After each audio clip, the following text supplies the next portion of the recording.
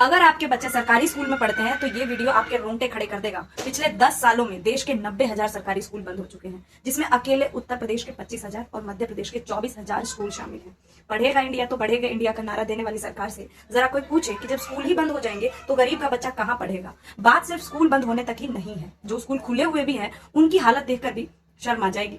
नीति आयोग की रिपोर्ट का कहना है कि देश में 98,592 स्कूलों में लड़कियों के लिए फंक्शनल टॉयलेट तक नहीं है। एक बच्ची जब स्कूल में आती है तो पढ़ाई से ज्यादा ध्यान उसको अपनी डिग्निटी पर रखना पड़ता है। 1,19,000 स्कूल ऐसे हैं जिसमें अब तक बिजली का कनेक्शन नहीं पहुंचा है। इस 45 डिग्री की चिलचिलाती गर्मी में गरीब का बच्चा जमीन पर टाटपट्टी पर बैठकर पसीने में भीगता है और हमारे माननीय नेताजी एसी कमरों में बैठकर भारत के भविष्य को सुधारने का भाषण देते हैं।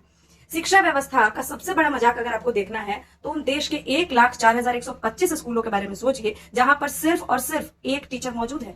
वही टीचर अटेंडेंस लेता है, रजिस्टर मेंटेन करता है, मिड डे मील बनवाता है और वही स्कूल के अंदर चौकीदारी भी करता है वो टीचर। क्या इस देश में टीचर बनने वाले एस्पिरेंट्स की कमी है या फिर ढंग से पढ़ाने वाले टीचर्स की कमी है? तो जवाब है नहीं, ये दोनों ही व्यवस्था है, लेकिन कमी उस ट्रांसपेरेंट व्यवस्था की है जिसके तहत एक टीचर को एक योग्य विद्यार्थी योग्य स्कूल में रिक्रूट किया जाता है। ये सरकार उस मोर्चे पर विफल रही है। ये अपने बच्चों को तो लंदन और हार्वर्ड जैसी यूनिवर्सिटी में पढ़ने के लिए भेजेंगे, तो क्या विदेश में पढ़ना गलत है? नहीं, गलत नहीं है।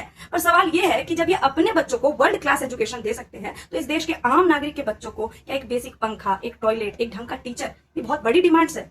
करोड़ों रुपए खर्च किए जाएंगे एडवर्टीजमेंट्स के ऊपर, करोड़ों रुपए की मूर्तियां बनाई जाएंगी। जो इनके बड़े बड़े वो है उद्योगपति हैं, उनका डिफॉल्टर लोन माफ किया जाएगा। लेकिन जब सरकारी स्कूल को सुधारने की बात आती है तो सरकार के पास पैसा नहीं है, खजाना खत्म हो जाता है। एक्चुअली में ये सब जानबूझकर किया जाता है, क्योंकि अगर गरीब का बच्चा पढ़ गया तो वो धर्म और जाति के नाम पर इन लोगों को वोट तो देगा नहीं, क्योंकि फिर वो रोजगार और विकास की बातें करेगा, सवाल पूछेगा। और जब कोई इन खस्ता स्कूलों की जमीनी हकीकत को दिखाने के लिए वीडियोस बनाता है, स्कूल ठीक करो कैंपेनिंग को शुरू करता है, तो उसे डराया जाता है, क्योंकि सच दिखाने वाले का दोष सिर्फ और सिर्फ इतना था कि उसने सिस्टम की पोल खोल कर रख दी है। यह हमारे और आपके बच्चों के भविष्य का सवाल है। अगर आज हमने आवाज नहीं उठाई तो आने वाली पीढ़ियां अशिक्षित रह जाएंगी।